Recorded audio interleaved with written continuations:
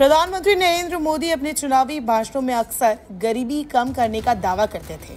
उन्होंने पिछले दशक में सरकार द्वारा करीब 25 करोड़ लोगों को गरीबी से बाहर निकालने की बात अपने कई भाषणों में की है। इसके लिए उन्होंने नीति आयोग के सर्वे का कई बार हवाला दिया। लोकसभा चुनाव के प्रचार अभियान के दौरान बीजेपी ने लगातार गरीबी कम करने के मुद्दे पर जोर दिया। ये बीजेपी के प्रमुख मुद्दों में से एक था, लेकिन इस मुद्दे से बीजेपी को फायदा होता नहीं दिखा। बीजेपी सरकार के दौरान जिन इलाकों में गरीबी में गिरावट आई, वहां पार्टी को बड़ा झटका लगा। 2015-16 से गरीबी में कमी देखी गई, लेकिन इसका फायदा बीजेपी को नहीं हुआ। एक रिपोर्ट के मुताबिक 2015-16 से 2019 से 21 के बीच गरीबी के आंकड़े शामिल किए गए हैं।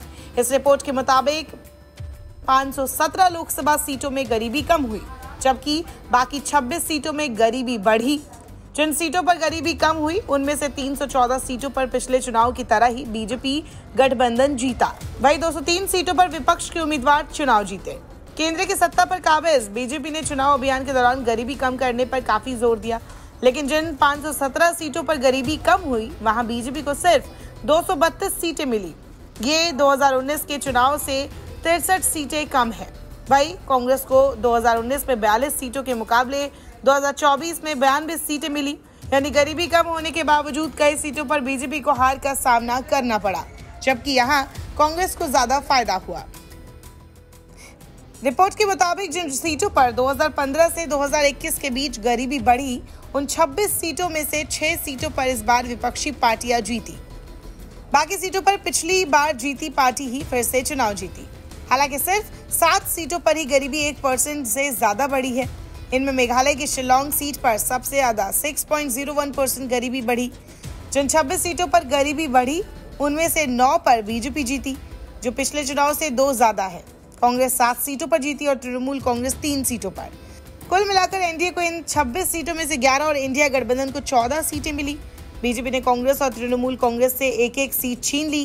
कांग्रेस को 3 सीटें कम मिली। केरल में 1 सीट बीजेपी को मिली, 1 सीट सीपीआई-एम को और मेघालय में 1 seat voice of the people party को मिली। देश भर में सिर्फ 6 सीटें ऐसी हैं जहां आधे से ज्यादा आबादी गरीबी में रहती है। इनमें से 3 सीटें बिहार में, 2 सीट उत्तर प्रदेश में और 1 सीट झारखंड में है। इनमें से 5 सीटों पर 2019 वाले ही दल जीते। सिर्फ यूपी की श्रावस्ती सीट बहुजन समाजवादी पार्टी से समाजवादी पार्टी के पास गई। इन सीटों पर एनडीए और इंडिया गठबंधन को बराबर 3-3 सीटें मिली। इसके अलावा 152 लोकसभा की ऐसी सीटें हैं जहां सिर्फ 5% से कम आबादी गरीबी में रहती है।